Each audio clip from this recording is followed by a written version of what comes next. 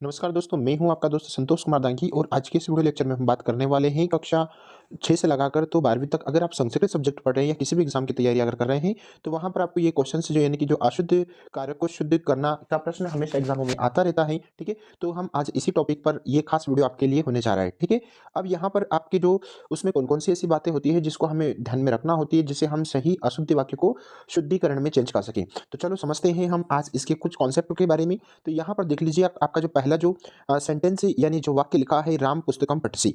तो प्यारे बच्चों अगर आप इस प्रकार के सेंटेंस सीखना चाहते हैं तो आप इस वीडियो को एंडिंग तक जरूर देखिए क्योंकि यहाँ पर आपके सारे कॉन्सेप्ट क्लियर होंगे। ठीक है। पहला प्रश्न आपका यहाँ पर लिखा है राम पुस्तकम पठसी, मतलब यहाँ पर आपको सबसे पहले इसमें कौन-कौन सी ऐसी बातें होती है जो हमें ध्यान में रखना पड़ेगी। पहला तो सबसे पहले आपको इसमें सब्जेक्ट देखना पड़ेगा, मीन्स आपका कर्ता, और फिर उसके बाद में आपको क्रिया देखना पड़ेगी। ठीक है? तो यहाँ पर हमारा जो सब्जेक्ट है यानी कि जो हमारा जो कर्ता है, हमारा कर्ता राम शब्द विभक्ति एकवचन का हमारा जो कर्ता है वो राम शब्द विभक्ति में एकवचन, है ना? का हमारा कर्ता हो रहा है। ठीक है? तो जब हम अशुद्ध को शुद्ध में अगर करते हैं तो हमारा जो कर्ता है उसी के अनुसार बच्चों हमारी क्रिया होना चाहिए। ठीक है? मीन्स जिस लिंग पुरुष और वचन का कर्ता होता है, एक बार फिर सुनिए, जिस लिंग पुरुष वचन का कर्ता होता है उसी लिंग पुरुष और वचन का क्रिया होना चाहिए। आइए हम समझते हैं उदाहरण के माध्यम से। अब यहाँ पर आपका जो उदाहरण लिखा है राम, अब राम आपका एक वचन, राम शब्द रूप हो गया एक वचन, है ना? तो यहाँ पर हमने राम कर दिया। ठीक है? उसके बाद में पुस्तकम हमने वैसा ही कर्म किया। उसके बाद में यहाँ पर हमारा पटसी आ रहा है। तो आपने पट धातु पढ़ रखा है, मीन्स हमारे जो पटसी है ये तो मध्यम पुरुष है ना? अब यानी कि ये पट धातु लट लकार का मध्यम पुरुष एक वचन है। तो यहाँ हम हमारा जो ये पटसी गलत हो जाएगा क्योंकि हमारा राम तो कर्ता जो है वो हमारा एक एक वचन का है। ठीक है? तो हमारी क्रिया भी उसी के अनुसार होना चाहिए, मतलब हमें पटसी से पठती करना पड़ेगा क्योंकि हमारा जो कर्ता है उसी के अनुसार हमें क्रिया लगाना पड़ेगी। मीन्स हमारी जो पठती है वो लट लकार प्रथम पुरुष एक वचन में चेंज हो जाएगा। आई होप आपको पहला सेंटेंस समझ में आया होगा। इसका मतलब हमारा पूरा सही वाक्य बन जाएगा राम पुस्तकम पठती, यानी कि राम पुस्तक पढ़ता है। ठीक है? उसके बाद में दूसरा प्रश्न यहाँ पर आपका, यानी कि गणेशम नमः, या किसी भी वाक्य के अंत में अगर नमः यदि आता है तो ये आपका कार्य के द्वितीय कारक कर्म के अंतर्गत ये आपका आता है, जिसमें आपको विशेष बात का ध्यान रखना ये होता है कि इसमें हमेशा चतुर्थी लग जाती है। ठीक है? मीन्स आपका जो नमः जिसमें भी आता है उसका जो सब्जेक्ट है वो सब्जेक्ट में चतुर्थी विभक्ति लग जाती है आपका कर्म के अनुसार। ये आपका द्वितीय कर्म कारक कारक है। ठीक है? इस हिसाब से आपको यहाँ पर इसमें द्वितीय लगाना है। ठीक है? चलो जानते हैं तीसरा प्रश्न। हमारा तीसरा प्रश्न आप हमारे सामने है जो दे रखा है, यानी कि तीसरा प्रश्न, चलो समझते हैं। त्वम मानुषात् बिभेमि, है ना? तो आपका जो तीसरा प्रश्न है उसका आंसर देख लेते हैं, यानी कि पहले तो ये देखना है कि हमारा जो तीसरा प्रश्न है उसमें हमारा जो सबसे पहले जो कर्ता है वो कर्ता हमारा किस पुरुष वचन और लिंग का है। तो यहाँ पर देखो हम त्वम शब्द रूप अगर हमने पढ़ रखा है, मीन्स अस्मद, है ना? है ना? अस्मद और युष्मद अगर आप शुद्धिकरण चाहते हैं तो अस्मद युष्मद और सर्व एतत् शब्द, बाकी जितने भी सारे आपको शब्द रूप का ज्ञान तो रखना ही है, लेकिन अस्मद युष्मद जरूर याद रखें, है ना? यानी कि तुम यहाँ पर हो रहा है ना? तो यहाँ पर हमारा ये प्रथम पुरुष का एक वचन है। ठीक है? तो यहाँ पर अगर प्रथम पुरुष का एक वचन हमारा अगर हो रहा है तो उसी के अनुसार हमारी क्रिया हो जाएगी। मतलब यहाँ पर तुम मनुषात बिभेमि, तो यहाँ पर तुम का तुम ही रहेगा, मनुषात हमारी पंचमी विभक्ति हो रही है तो यहाँ पर बिभेसी हो जाएगा क्योंकि यहाँ पर आपका उत्तम पुरुष का एक वचन है, क्योंकि यहाँ पर तुम क्या हो गया, आपका उत्तम पुरुष हो गया, है ना? यानी कि, है ना? तुम, अब तुम क्या हो गया आपका, है ना? यानी कि तुम मनुषात बिभेमि आपका उत्तम पुरुष हो गया, तो यहाँ पर हमारी जो क्रिया है वो भी हमारी उसी के अनुसार बदल जाएगी। मतलब तुम यहाँ पर आपका, सॉरी, मध्यम पुरुष में रहेगा, है ना? त्वम आपका मध्यम पुरुष है, यानी कि आपका मध्यम पुरुष एक वचन अगर आपका त्वम है, अगर आपका त्वम मध्यम पुरुष एक वचन है तो उसी के अनुसार हमारी क्रिया होगी। तो यहाँ पर ये तो आपका क्या हो गया, ये तो आपका उत्तम पुरुष एक वचन है, इसका मतलब आपकी क्रिया गलत है। तो यहाँ पर हम इसमें सही क्रिया यानी कि विभेषी हमारा, यानी कि मध्यम पुरुष एक वचन के विभेषी हमारी वर्ब हो जाएगी, मीन्स हमारी क्रिया हो जाएगी। ठीक है? चलो जानते हैं अगले उदाहरण के माध्यम से।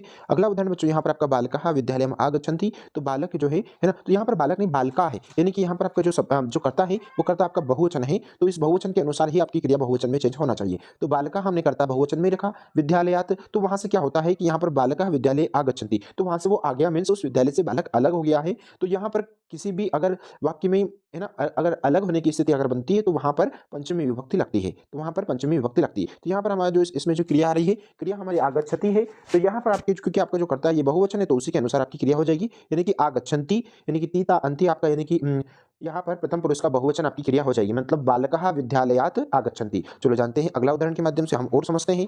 यहाँ पर आपका अगला जो उदाहरण दे रखा है, यानी कि अगला उदाहरण है आपका, उसके बाद में अगला हमारा जो उदाहरण है, यानी कि मोहन कलम से लिखती, है ना? यानी कि मोहन कलम से लिखता है।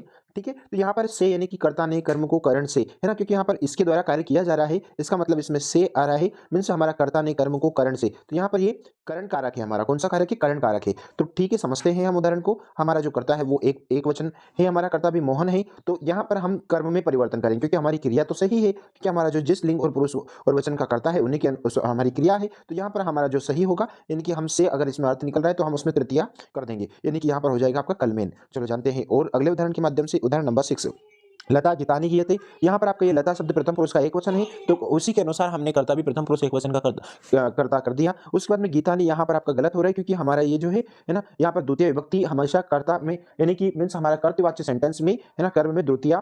ठीक है, तो हमने उसमें उसके अनुसार द्वितीय कर दिया, और गीते आपका है तो उसे हम गायती, क्योंकि हमारा कर्ता एक प्रथम पुरुष एक वचन का है, उसी के हिसाब से हमने, यानी कि गायती गायता गायंती प्रथम पुरुष एक वचन का हमने क्रिया कर दी।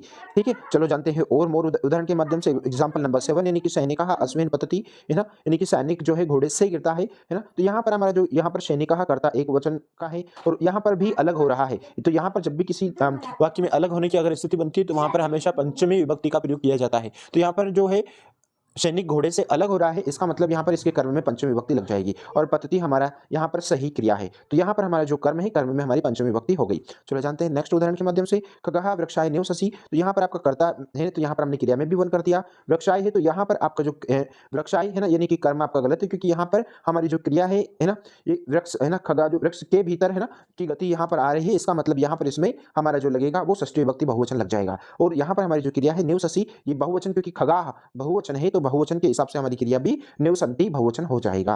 देखते हैं एक और उदाहरण के माध्यम से। यहाँ पर गंगा हिमालयम प्रवृत्ति, गंगा हिमालय से, तो यहाँ पर भी देखो अलग हो रहा है, बिल्कुल आपको समझ में आ रहा होगा। यानी कि यहाँ पर है ना, जो गंगा से है ना, वह नदी गंगा गंगा गंगा हिमालय प्रवृत्ति, गंगा हिमालय से बहती है ना। तो वहां पर जो नदी का अलग होना, इसलिए यहाँ पर इसमें हमारे कर्म में पंचमी विभक्ति हो जाएगी। एक लास्ट एग्जांपल के माध्यम से और समझते हैं बच्चों। और अगर आप चैनल पर पहली बार आए हैं तो please Santosh Dangi English channel पर आप जाइएगा, और जितने भी सारे एग्जाम की अगर आप तैयारी कर रहे हैं तो वहां पर आपको A to Z all subject के पेपर, और आपको यहाँ पर इससे संबंधित और मोर उदाहरण अगर आपको पढ़ना है, देखना है, तो आप चैनल पर जाइए।